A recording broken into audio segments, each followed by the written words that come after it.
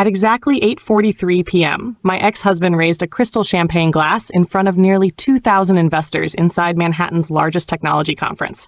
The spotlight followed him across the stage. Behind him, a 40-foot screen displayed one number, $18.7 billion, the estimated value of his company. The audience erupted into applause.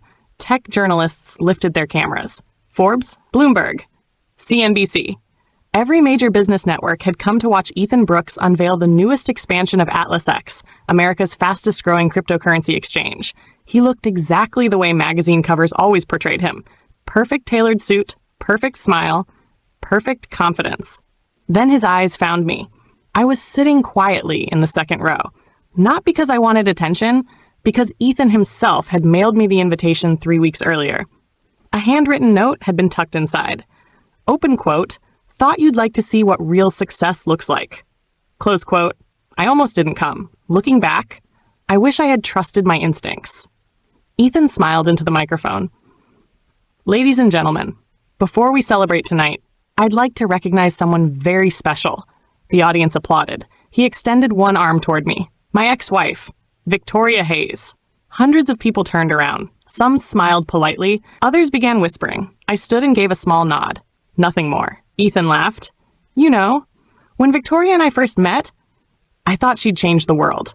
A few people chuckled. "She certainly tried." More laughter. "She joined the FBI." Several investors clapped respectfully. Ethan nodded. "Yes, the FBI." Then he paused just long enough for the room to become quiet. "Unfortunately, she spends her days chasing teenagers hiding behind computer screens." The ballroom exploded with laughter. Even people who didn't know me laughed because everyone else was. I didn't react. Years in federal law enforcement teach you something important. The loudest person in the room usually has the most to hide. Ethan took another sip of champagne. "I build billion-dollar technology." He gestured toward the massive screen behind him. "She fills out government paperwork." Another wave of laughter rolled across the ballroom. Someone shouted, "Tell him!"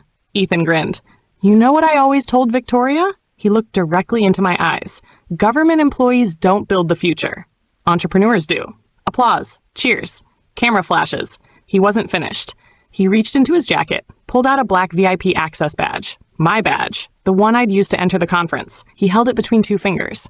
"I don't think this section is really for FBI desk agents."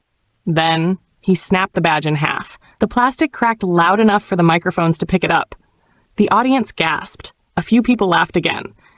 Ethan handed the broken badge to a security supervisor. "Would you escort Miss Hayes out?" The guard hesitated. He looked embarrassed. "I'm sorry, ma'am." I smiled. "It's okay." He quietly led me toward the exit. As we reached the ballroom doors, Ethan called after me one last time. "Oh, and Victoria?" I stopped walking. Without turning around, "When you're tired of government paychecks?" "My company is always hiring." The room burst into laughter. I simply nodded. "Congratulations on your success." Then I walked out. Outside, the cool New York air felt strangely peaceful. The sounds of applause faded behind the glass doors. My phone vibrated. One message, classified the sender, FBI Cyber Division Headquarters. I opened it. Only 6 words appeared. Open quote, report to Washington immediately. Close quote, nothing else, no explanation, no signature, just a secure meeting location.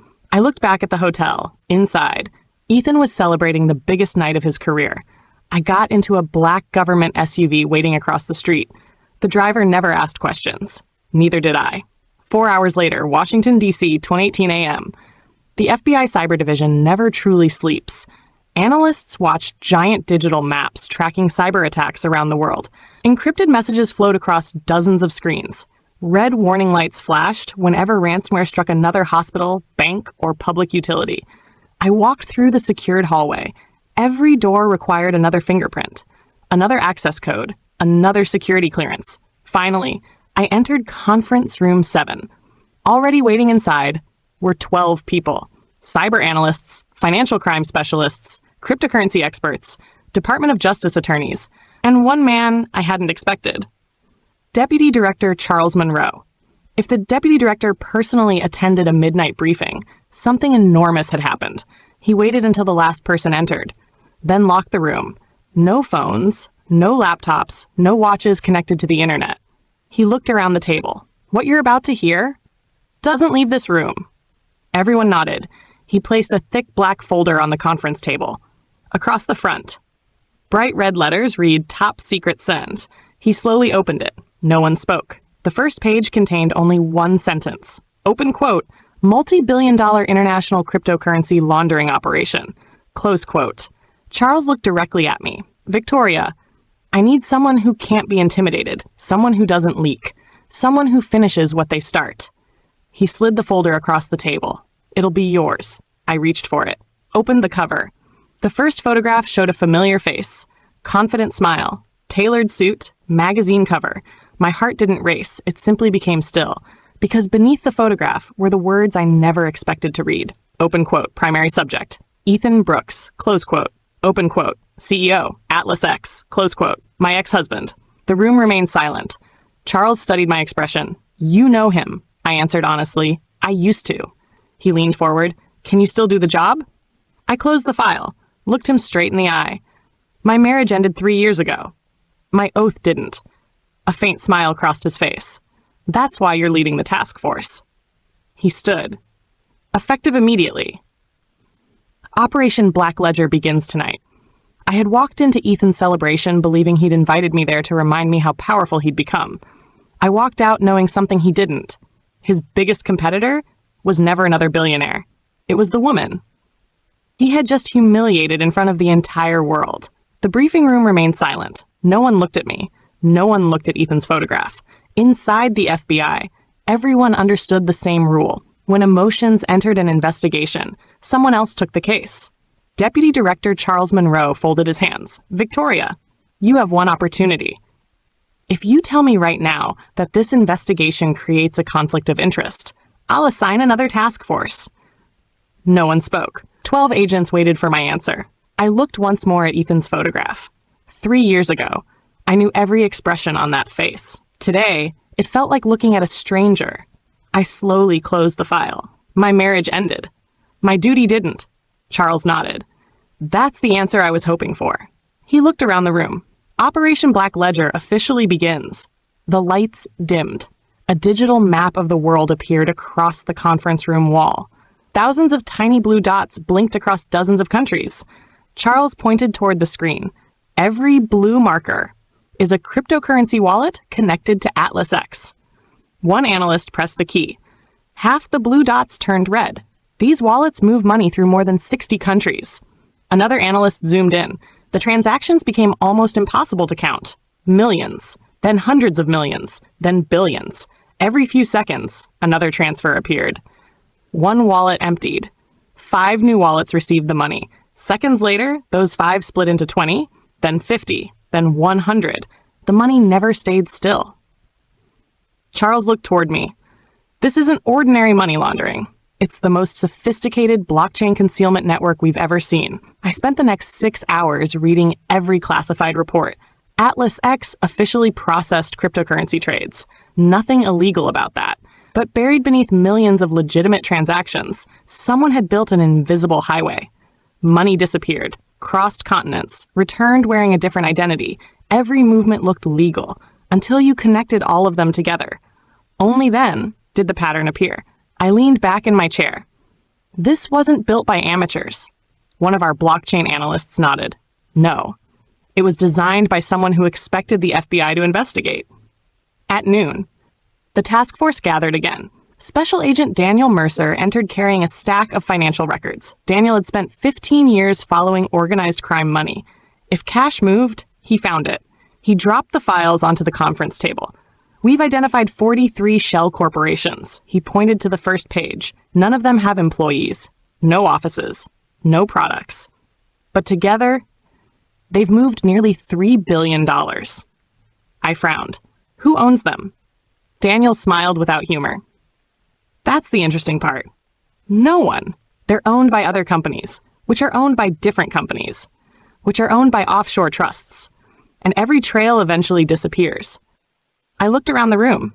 Someone spent years building this, Daniel nodded, and they made sure we'd never find the real owner. 3 days passed. No arrests, no interviews, no search warrants. We simply watched. People imagine the FBI kicks down doors every morning. Reality is different. The best investigations begin with patience. Every phone call, every bank transfer, every flight reservation, every encrypted message, everything leaves a trace. If you wait long enough, people reveal themselves. On the fourth morning, Emma Chen, our lead cyber analyst, rushed into my office. You need to see this. She connected her laptop to the large monitor. A blockchain transaction appeared. At first, it looked ordinary, just another cryptocurrency transfer. Amount $11.82. I almost laughed. We're chasing billions, and you're showing me $11? Emma smiled. Watch. She zoomed into the transaction. Hidden inside the encrypted metadata was a string of meaningless numbers. Except, they weren't meaningless. She decoded them. A sentence appeared. Open quote, "You're following the wrong money," close quote. Every person in my office froze. Daniel frowned. Who sent that? Emma shook her head. The wallet was created 23 minutes ago. It no longer exists. They built it, sent the message, then destroyed it. I stared at the screen. Someone knew we were investigating, but instead of running, they had contacted us. That evening, I drove home later than usual. Rain covered the streets of Washington. Traffic crawled. My phone buzzed. Unknown number. I ignored it. A second call. Ignored. Third call. Voicemail. I almost deleted it. Instead, I pressed play. Static. For several seconds. Nothing. Then a distorted voice. Artificially altered. Impossible to identify. It spoke only one sentence. Open quote. "He isn't the one giving the orders." Close quote. The recording ended. No name. No explanation. No callback number. I immediately contacted the Bureau's technical unit. They traced the call. Nothing. It had bounced through servers in 7 different countries. Professionally done. Very professionally. The next morning, our analysts made another discovery.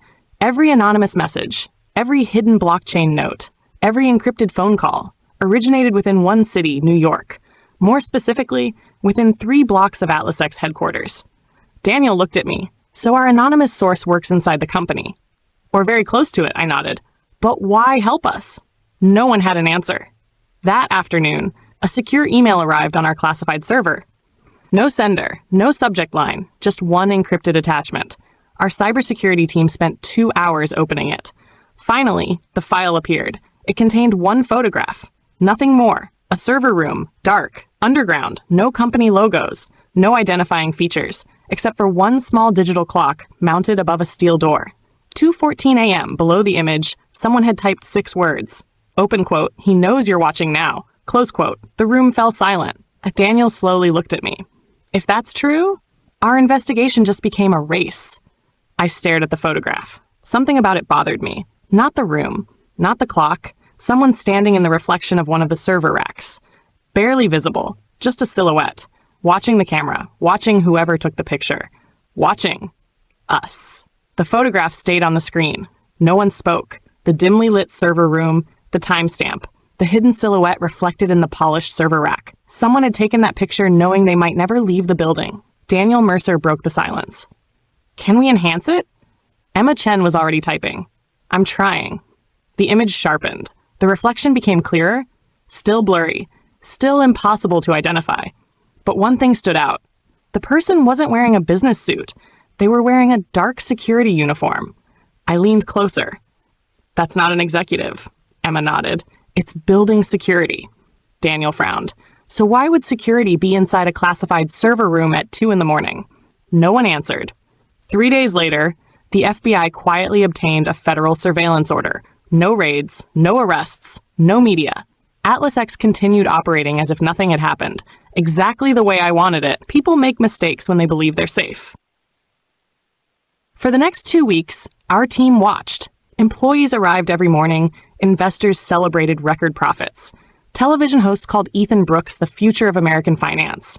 Every interview ended the same way. Confidence, charisma, perfect answers. The public loved him. The evidence didn't. One evening, Emma rushed into the operations center carrying her laptop. I found something. Every monitor turned toward her. She projected a live blockchain map. Hundreds of transactions flashed across the screen. Then, they suddenly stopped. Exactly 17 seconds. Complete silence. Then every transfer resumed. Daniel looked confused. What happened? Emma zoomed in. The network paused itself. Can cryptocurrency do that? Not legally. She highlighted one hidden server. This server controlled everything. Every transaction. Every transfer. It disappeared for exactly 17 seconds. I folded my arms. What happens during those 17 seconds? Emma typed another command. A hidden stream of encrypted data appeared. Someone was copying information, not stealing money, stealing records. Daniel looked at me. Someone inside Atlas X is making backup copies. I nodded slowly, but not for themselves. For us. The anonymous source wasn't leaking money. They were preserving evidence. That afternoon, we finally received court approval for a covert operation. Special Agent Ryan Cole would enter Atlas X posing as a federal cybersecurity consultant assigned to review financial compliance after several banking partners requested additional security audits. It was completely believable. Large financial companies received outside cybersecurity reviews all the time. Ryan's mission was simple. Observe, listen, touch nothing. Atlas X headquarters looked exactly like every magazine cover. Glass walls, artificial waterfalls, employees riding electric scooters through open hallways, luxury everywhere. Ryan wore a business suit instead of tactical gear. An FBI badge stayed hidden beneath his jacket. Through a tiny earpiece, our team listened from Washington. Ryan smiled as a receptionist greeted him. Welcome to Atlas X. I'll show you to the executive floor. As the elevator climbed, Ryan quietly counted. 22 cameras. Facial recognition at every entrance. Military-grade access control. Daniel whispered, they're protecting something. The executive floor was almost silent. Most offices were empty. Executives were attending a shareholder meeting upstairs. Ryan walked slowly behind the receptionist. Then he noticed something unusual. Every hallway appeared on the building map, except one. A narrow corridor ended at a plain gray steel door. No company logo, no office number, nothing. Ryan whispered, found something. Emma immediately searched the architectural plans. Her expression changed. That hallway shouldn't exist. What? The original building drawings stopped 6 feet earlier. Ryan stopped walking. So someone built an extra room. The receptionist smiled politely. Everything all right? Ryan nodded, just admiring the architecture. She laughed. Our CEO designed most of this floor himself. Interesting. Very interesting. That night, Ryan returned with legal authorization to conduct a deeper security assessment. He wore maintenance coveralls, moved through the building after midnight. The gray door remained locked. Electronic keypad. Fingerprint scanner. Retina scanner. 3 separate layers of security. Ryan quietly attached a tiny wireless scanner. Emma watched from Washington. I'm inside the system. Lines of encrypted code streamed across her screen. Then, she froze. Victoria! You need to see this. Another floor appeared beneath the building. Daniel frowned. There isn't supposed to be a basement. There wasn't. Emma zoomed further. Hidden beneath Atlas X headquarters was an entire underground data center. Hundreds of servers, independent power supply, independent internet connection. None of it appeared on any official building plans. Ryan whispered, so that's where they're hiding it. Before anyone could respond, movement appeared on Ryan's body camera. Footsteps. Someone approaching. Ryan quickly stepped behind a maintenance cabinet. The hidden elevator doors opened. A man walked into the underground server room. The camera captured only the back of his suit. Expensive shoes, silver watch, confident walk. Daniel leaned toward the monitor. Is that Ethan? The man turned. My stomach tightened. It wasn't Ethan. It wasn't an executive. It wasn't anyone from Atlas X. The face on the screen belonged to someone every person in the operations center recognized immediately. Deputy Director Charles Monroe, the man who had created Operation Black Ledger, the man leading the FBI investigation. He looked directly toward one of the security cameras, smiled, then used a biometric key to unlock the hidden servers. Nobody in our operations center spoke. Nobody moved. Because only one question mattered now. If the deputy director was secretly inside Atlas X, who was really investigating whom? The operations center fell completely silent. No one blinked. No one spoke. On the massive screen, Deputy Director Charles Monroe stood inside Atlas X's hidden underground server facility. The very man who had authorized Operation Black Ledger was calmly unlocking the same servers we had spent months trying to find. Daniel Mercer stared at me. Tell me that's old footage. Emma shook her head. No. She enlarged the timestamp. 2:14 a.m. live feed. The same time stamped on the anonymous photograph. The same server room, the same hidden floor. My stomach tightened. Not because Charles was there, because someone had wanted us to see him. Ryan whispered through his earpiece. Orders? Every instinct I had screamed to arrest Charles immediately. But instinct isn't evidence. The FBI doesn't arrest people because something looks bad. We arrest them because we can prove it. I took a slow breath. Ryan, don't move. Don't reveal yourself. Just watch. Charles walked deeper into the server room. He removed a black encrypted drive from his jacket, connected it to one of the hidden servers. Within seconds, thousands of files began copying. Emma watched the transfer. Her eyes widened. He's downloading everything. Daniel frowned. Stealing evidence? Emma shook her head. No. He's deleting it. The room went cold. Folders disappeared one after another. Financial ledgers, wallet histories, executive communications, years of evidence vanishing. Ryan quietly adjusted the tiny camera hidden inside his shirt button.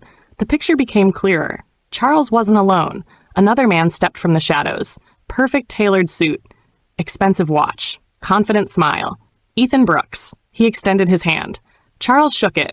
No words. Just a handshake. Years of trust. Destroyed in 3 seconds. Daniel slammed his fist onto the table. Son of a... I raised my hand. No. Everyone looked at me. If Charles realizes we've seen this, he'll destroy everything before sunrise. Emma suddenly interrupted. Wait. She enlarged another monitor. The anonymous hacker. It's happening again. A tiny encrypted transfer appeared on the blockchain. Value, pin 1's 1 cent, hidden inside the transaction. Another message. Emma decoded it. Everyone leaned closer. It read, open quote, don't stop him. Close quote, Daniel looked confused. What? Another message appeared. Open quote, he's leading you to the real server, close quote. The room fell silent again. I looked back at Charles. He wasn't deleting evidence. He was deleting copies, decoy servers.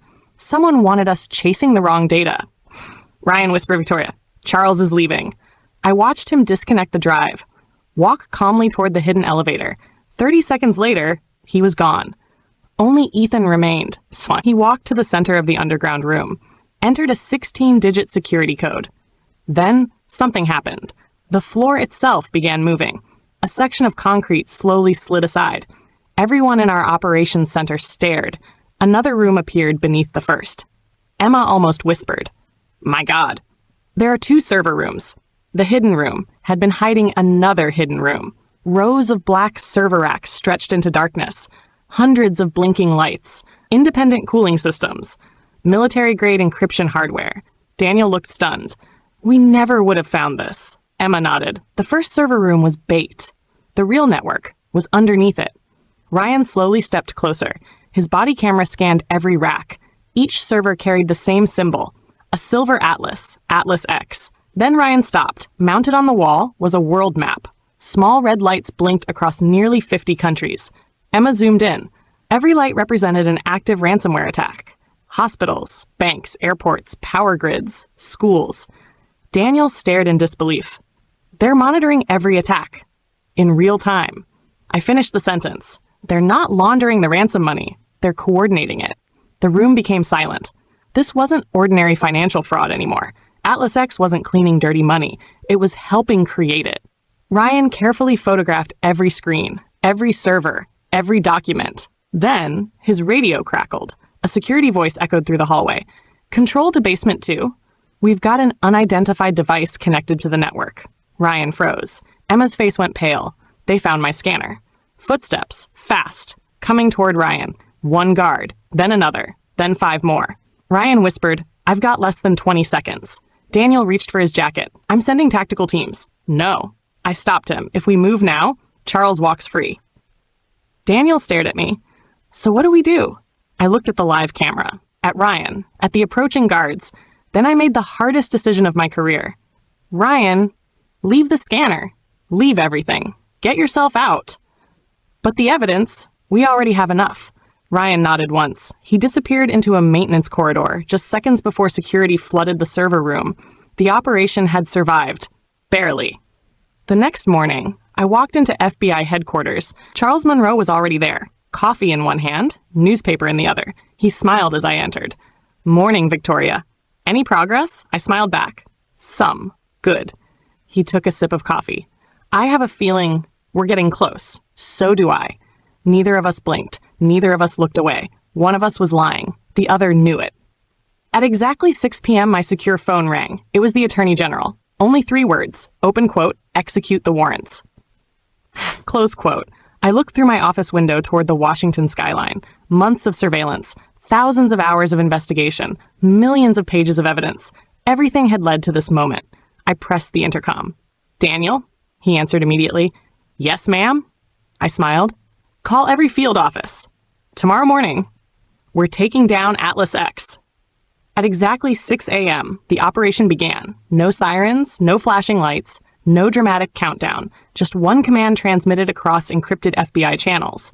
Open quote, execute all warrants. Close quote. Within seconds, more than 200 federal agents moved simultaneously. Washington, New York, Miami, Austin, San Francisco, every Atlas X office, every executive residence, every hidden data center. At precisely the same moment, no one would have time to warn anyone else. Outside Atlas X headquarters in Manhattan, employees carrying coffee stopped in confusion. Black SUVs surrounded the building. FBI agents stepped onto the sidewalk, one by one, calm, disciplined, focused. Special Agent Daniel Mercer walked to the front entrance. He held up the federal warrant. Federal Bureau of Investigation. We have a court-authorized search warrant. The security guards looked at each other. Neither moved. Daniel didn't raise his voice. You have 10 seconds. Before either guard could respond, their access cards suddenly stopped working. Emma smiled from the mobile command center. I just locked every electronic door in the building. The agents entered. At the same moment, another team arrived at Ethan Brooks' penthouse overlooking Central Park. He opened the door wearing a tailored suit, as though he had been expecting guests. He smiled. I've been waiting. The lead agent presented the warrant. Ethan Brooks? You're being detained pending questioning regarding an ongoing federal investigation. Ethan didn't resist. Instead, he looked past the agents, searching. Finally, his eyes found me, standing at the end of the hallway. Neither of us spoke. He simply smiled. I always knew you'd come. I answered quietly. No. You knew someone would. You just never believed it would be me. Meanwhile, inside Atlas X headquarters, agents reached the underground server facility. The hidden room. The real one. Exactly where Ryan had discovered it. But something was wrong. Daniel's voice echoed through my earpiece. Victoria. The servers are gone. What? The racks are empty. Every computer, every storage unit, every hard drive, gone. Only bare metal frames remained. My heart sank. We were 12 hours too late. Emma interrupted. Wait. I'm detecting activity. She pointed toward one remaining machine, an old desktop computer sitting alone in the corner. It wasn't connected to anything. No internet, no network cables, no power. Daniel frowned. What is that? Ryan knelt beside it. Someone wanted us to find this. He opened the computer case. Inside, instead of hardware, sat a small sealed envelope. On the front, my name, Victoria Hayes. Ryan carefully handed it to me. Inside, one handwritten note. Open quote, if you're reading this, you finally found the real evidence. Check the blockchain at 8 a.m. Close quote. No signature, no explanation. At exactly 8 a.m., every screen inside FBI headquarters suddenly lit up. Emma shouted, Victoria! The wallets. They're moving. Billions of dollars hidden for years began transferring, not disappearing, returning. Every stolen cryptocurrency payment, every ransomware transaction, every offshore account, automatically redirecting to government-controlled seizure wallets. Daniel stared in disbelief. They built an automatic recovery protocol. Emma typed furiously. No. Someone inside Atlas X built it. The anonymous hacker. The mysterious insider had been planning this moment from the very beginning. If the company was ever exposed, every stolen dollar would return automatically. Within 23 minutes, more than $2.9 billion had been recovered, the largest cryptocurrency seizure in FBI history. News spread around the world. Breaking news, FBI recovers billions in global cryptocurrency investigation. Atlas X executives arrested. International ransomware network dismantled. Markets reacted instantly. Atlas X stock collapsed. Trading halted. Investors fled. Television helicopters circled the headquarters where only weeks earlier Ethan had celebrated becoming America's newest tech billionaire. By noon, Charles Monroe sat across from me inside an FBI interview room. His badge rested on the table. "So," he said quietly, "you figured it out." I looked at him. "Why?" Charles smiled sadly. "I wasn't protecting Ethan. I was protecting the investigation." I remained silent. He continued. "For 18 months. I pretended to help them. I had to earn their trust." Daniel frowned. "You deleted evidence." Charles shook his head. "No, I deleted the copies. The real evidence was always somewhere they couldn't reach." He looked directly at me. "The anonymous hacker worked for me." The room became silent. Charles slid a classified folder across the table. Inside were authorization letters, court approvals, Department of Justice signatures, everything. His undercover operation had been approved from the very beginning. Only 3 people in the entire government had known. For operational security, even I had been kept in the dark. I finally understood. He hadn't betrayed the FBI. He had protected the investigation from being exposed. That afternoon, I met Ethan one final time. He sat alone inside a federal interview room. The confidence was gone. The expensive suit now looked ordinary. He looked up as I entered. "I never ordered ransomware attacks." "I know. I never wrote the malware." "I know, He stopped speaking. "You looked away." I finished the sentence. He lowered his head. When the money started coming, I stopped asking where it came from. Silence filled the room. Finally, he whispered, "I thought I was building the future." I stood. "No, you were building a business. The people around you built a crime." I turned toward the door. Behind me, Ethan quietly asked, "Do you hate me?" I stopped. Without turning around, I answered, "No. I stopped hating you the day I stopped needing your approval." Then I walked out. 6 months later, the victims of the ransomware attacks began receiving compensation from the recovered funds. Hospitals restored their systems. Small businesses reopened. Local governments rebuilt damaged networks. Lives that had been disrupted by invisible criminals finally began to recover. One evening, I stood outside FBI headquarters watching the sun set over Washington. My phone buzzed. A news alert. Former Atlas X CEO Ethan Brooks pleads guilty to conspiracy, money laundering, and obstruction of justice. I locked my phone, smiled quietly, not because he had fallen, because justice had finally reached everyone who thought they were beyond it. The Bureau taught me something during my first week as an agent. The smartest criminals believe they can erase their tracks. The best investigators know that every choice leaves a trail, and sooner or later, the truth always finds its way home.